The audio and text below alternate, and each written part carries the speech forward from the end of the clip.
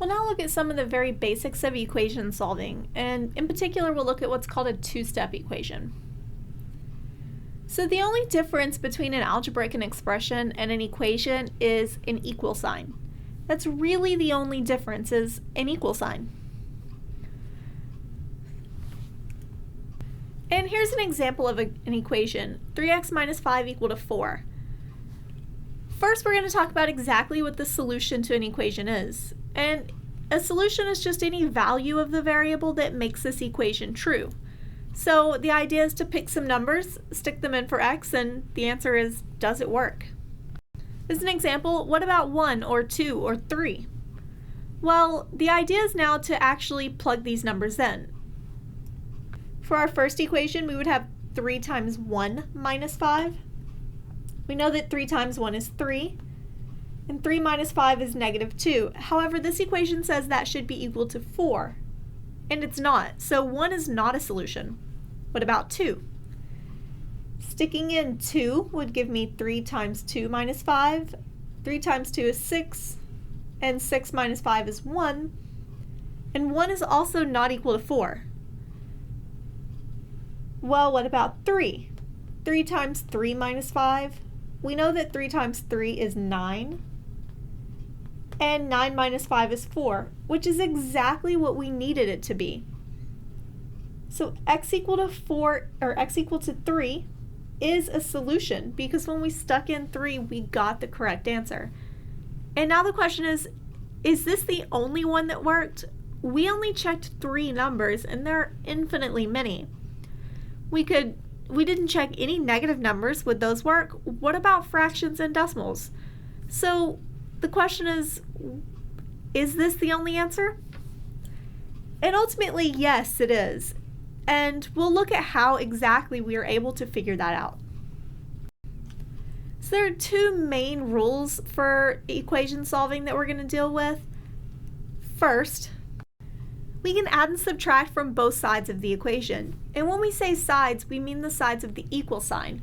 We have a left and a right, and the equal sign is considered our middle. So we can add and subtract the same number from both sides of our equation.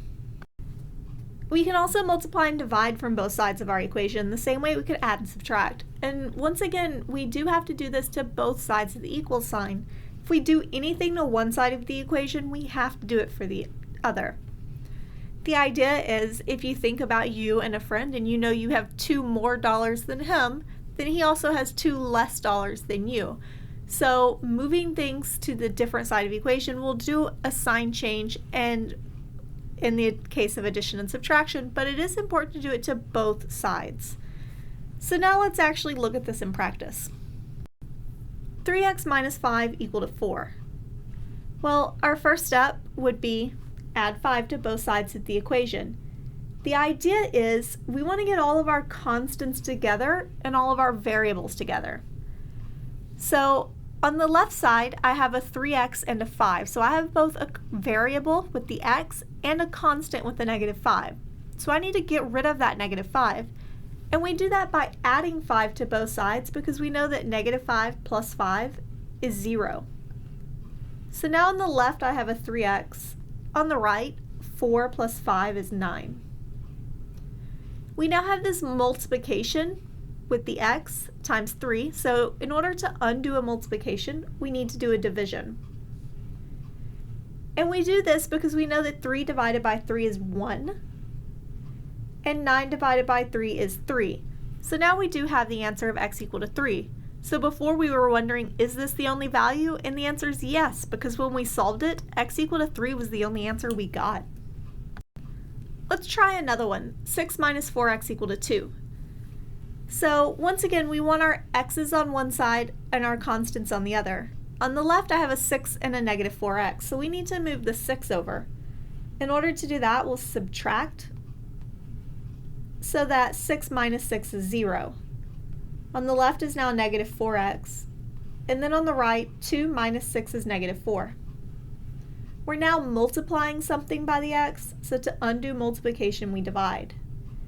Negative 4x divided by negative 4 is 1x, and negative 4 divided by negative 4 is 1. So in this case, x is equal to 1. And once again, we only got one solution. So let's do a couple more. A 5x minus 2 equal to 3x plus 7. So the real first step in solving an equation is to get the variables on one side. And you'll notice right now there are variables on both sides of the equal sign, but we only need it on one. So in order to move it over to the other side, I'm going to subtract the 3x. On the left, 5x minus 3x is 2x minus 2.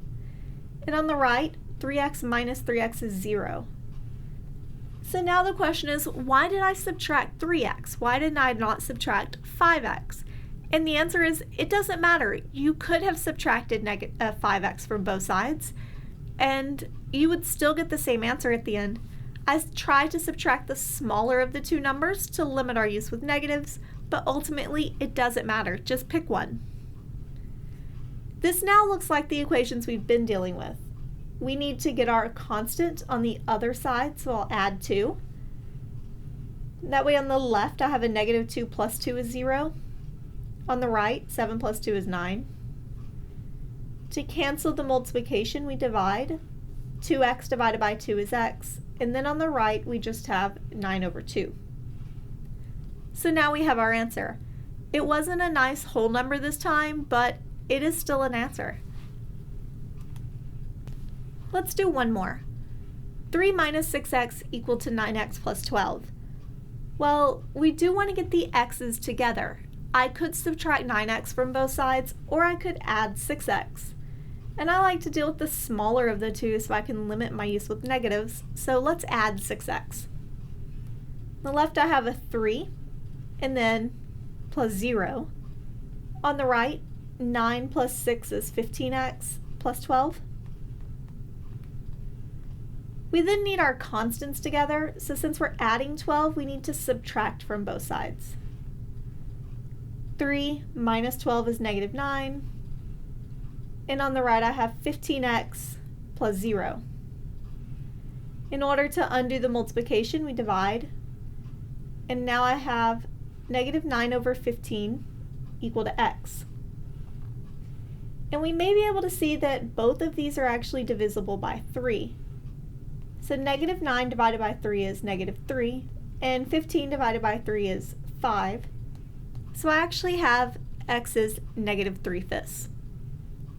And on so far all of these, we only did have one solution at the end. So next let's look at, is it possible to have other solutions?